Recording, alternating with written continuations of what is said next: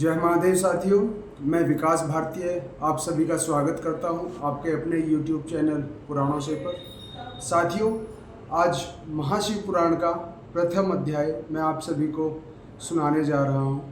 श्री शौनक जी ने कहा, महाभाग सूत जी, आप धन्य हैं, परमार्थ तत्व के ज्ञाता हैं। आपने कृपा करके हम लोगों को यह बड़ी अद्भुत एवं दिव्य कथा सुनाई है। भूतल पर इस कथा के समान कल्याण का सर्वश्रेष्ठ साधन दूसरा कोई नहीं है। यह बात हमने आज आपकी कृपा से निश्चयपूर्वक समझ ली। सूत जी, कलयुग में इस कथा के द्वारा कौन कौन से पापी शुद्ध होते हैं, उनके कृपापूर्वक बताइए और इस जगत को कृतार्थ कीजिए। सूत जी बोले, मुने, जो मनुष्य पापी, दुराचारी, खल तथा काम क्रोध आदि में निरंतर डूबे रहने वाले हैं, वे भी इस पुराण के श्रवण पठन से अवश्य ही शुद्ध हो जाते हैं। इसी विषय में जानकर मुनि इस प्राचीन इतिहास का उदाहरण दिया करते हैं, जिसके श्रवण मात्र से पापों का पूर्णतया नाश हो जाता है। पहले की बात है, कहीं किरातों के नगर में एक ब्राह्मण रहता था, जो ज्ञान में अत्यंत दुर्बल, दरिद्र, रस बेचने वाला तथा वैदिक धर्म से विमुख था। वह स्नान, संध्या आदि कर्मों से भ्रष्ट हो गया था और वेश्यावृत्ति में तत्पर रहता था। उसका नाम था देवराज। वह अपने ऊपर विश्वास करने वाले लोगों को ठगा करता था। उसने ब्राह्मणों, अक्षत्रियों, वैश्यों, शूद्रों तथा दूसरों को भी अनेक बहानों से मारकर उनका धन हड़प लिया था, परंतु उस पापी का थोड़ा सा भी धन कभी धर्म के काम में नहीं लगता था। वह वेश्यागामी था तथा सब प्रकार से आचार भ्रष्ट था। एक दिन घूमता घामता वह देव योग से प्रतिष्ठानपुर में जा पहुंचा। वहां उसने एक शिवालय देखा, जहां बहुत से साधु महात्मा एकत्र हुए थे। देवराज उस शिवालय में ठहर गया, किंतु वहां उस ब्राह्मण को बुखार आ गया। उस बुखार से उसको बहुत पीड़ा होने लगी। वहां एक ब्राह्मण देवता शिव पुराण की कथा सुना रहे थे। बुखार में पड़ा हुआ देवराज ब्राह्मण के मुखारविंद से निकली हुई उस शिव कथा को निरंतर सुनता रहा। 1 मास के बाद वह ज्वर से अत्यंत पीड़ित होकर चल बसा। यमराज के दूत आए और उसे पाशों से बांधकर बलपूर्वक यमपुरी में ले गए। इतने में ही शिवलोक से भगवान शिव के पार्षदगण आ गए।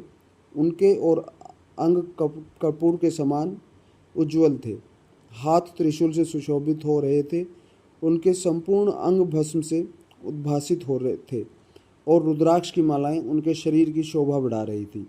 वे सब के सब क्रोधपूर्वक यमपुरी में गए और यमराज के दूतों को मार पीट कर, बारंबार धमकाकर उन्होंने देवराज को उनके चंगुल से छुड़ा लिया और अत्यंत अद्भुत विमान पर बिठाकर जब वे शिवदूत कैलाश जाने को हुए, उस समय यमपुरी में बड़ी भारी कोलाहल मच गया।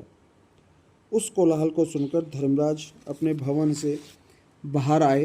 साक्षात दूसरे रुद्रों के समान प्रतीत होने वाले उन चारों दूतों को देखकर धर्मज्ञ धर्मराज ने उनका विधिपूर्वक पूजन किया और ज्ञान दृष्टि से देखकर सारा वृत्तांत जान लिया।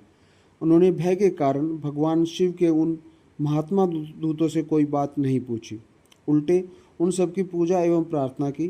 तत्पश्चात वे शिवदूत कैलाश को चले गए और वहां पहुंचकर उन्होंने उस ब्राह्मण को दया सागर सांब शिव के हाथों में दे दिया।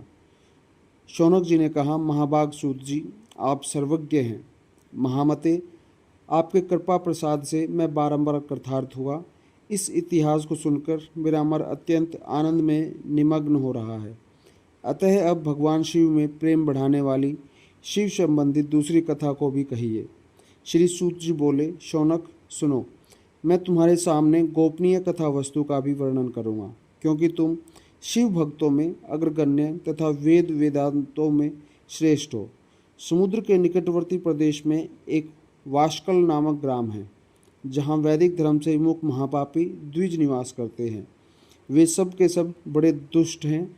उनका मन दूषित विषय भोगों में ही लगा रहता है। वह न देवताओं पर विश्वास करते हैं न भाग्य पर। वे सभी कुटिल वृत्ति वाले हैं, किसानी करते हैं और भांति भांति के घातक अस्त्र शस्त्र रखते हैं। वे व्यभिचारी और खल हैं। ज्ञान, वैराग्य तथा सधर्म का सेवन ही मनुष्य के लिए परम पुरुषार्थ है। इन बात को वे बिल्कुल नहीं जानते।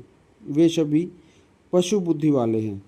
जहाँ के द्विज ऐसे हों वहाँ अन्य वर्णों के विषय में क्या कहा जाए। अन्य वर्णों के लोग भी उन्हीं की भांति कुत्सित विचार रखने वाले सर्वधर्म विमुख एवं खल हैं।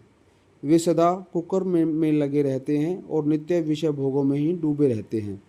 वहाँ की सब स्त्रियां भी कुटिल स्वभाव की, स्वेच्छाचारिणी, पापासक्त, कुत्सित विचार वाली और व्यभिचारिणी हैं। वे सद्व्यवहार तथा सदाचार से सर्वथा शून्य हैं। इस प्रकार वहाँ दुष्टों का ही निवास है।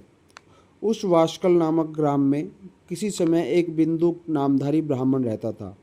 वह बड़ा अधम था, दुरात्मा और महापापी था। यद्यपि उसकी स्त्री बड़ी सुंदरी थी तो भी वह कुमार्ग पर ही चलता था। उसकी पत्नी का नाम चंचुला था। वह सदा उत्तम धर्म के पालन में लगी रहती थी तो भी उसे छोड़कर वह दुष्ट ब्राह्मण वेश्यागामी हो गया था। इस तरह कुकर्म में लगे हुए उस बिंदु के बहुत वर्ष व्यतीत हो गए। उसकी स्त्री चंचुला काम से पीड़ित होने पर भी सर्वधर्म नाश के भय से कलेश सहकर भी दीर्घ काल तक धर्म से भ्रष्ट नहीं हुई, परंतु दुराचारी पति के आचरण से प्रभावित हो आगे चलकर वह स्त्री भी दुराचारिणी हो गई। इस तरह दुराचार में डूबे हुए उन मूढ़ चित्त वाले पति पत्नी का बहुत सा समय व्यर्थ बीत गया। तदंतर शूद्र जातीय वेश्या का पति बना हुआ वह दूषित बुद्धि वाला दुष्ट ब्राह्मण बिंदुक समयानुसार मृत्यु को प्राप्त हो नरक में जा पड़ा। बहुत दिनों तक नरक के दुख भोगकर वह मूढ़ बुद्धि पापी विंध्य पर्वत पर भयंकर पिशाच हुआ। इधर उस दुराचारी पति बिंदुक के मर जाने पर वह मूढ़ हृदया चंचुला बहुत समय तक पुत्रों के साथ अपने घर में ही रही। एक दिन दैवयोग से किसी पुण्य पर्व के आने पर वह स्त्री भाई बंधुओं के साथ गोकर्ण क्षेत्र में गई। तीर्थ यात्रियों के संगम से उसने भी उस समय जाकर किसी तीर्थ के जल में स्नान किया। फिर वह साधारणतया बंधुजनों के साथ यत्र तत्र घूमने लगी। घूमती घामती किसी देव मंदिर में गई और वहाँ उसने एक दैवज्ञ ब्राह्मण के मुख से भगवान शिव की परम पवित्र एवं मंगलकारिणी उत्तम पौराणिक कथा सुनी। कथावाचक ब्राह्मण कह रहे थे कि जो स्त्रियां पर पुरुषों के साथ व्यभिचार करती हैं वे मरने के बाद जब यमलोक में जाती हैं तब यमराज के दूत उनकी योनि में तपे हुए लोहे का परिध डालते हैं। पौराणिक ब्राह्मण के मुख से यह वैराग्य बढ़ाने वाली कथा सुनकर चंचुला भय से व्याकुल हो गई, वहाँ कांपने लगी। जब कथा समाप्त हुई और सुनने वाले सब लोग वहाँ से बाहर चले गए तब वह भयभीत नारी एकांत में शिवपुराण की कथा बाँचने वाले उन ब्राह्मण देवताओं से बोली। चंचुला ने कहा, ब्राह्मण, मैं अपने धर्म को नहीं जानती थी, इसलिए मेरे द्वारा बड़ा दुराचार हुआ। स्वामिन, मेरे ऊपर अनुपम कृपा करके आप मेरा उद्धार कीजिए। आज आपके वैराग्य रस से ओतप्रोत इस प्रवचन को सुनकर मुझे बड़ा भय लग रहा है। मैं काँप उठी हूँ और मुझे इस संसार से वैराग्य हो गया है।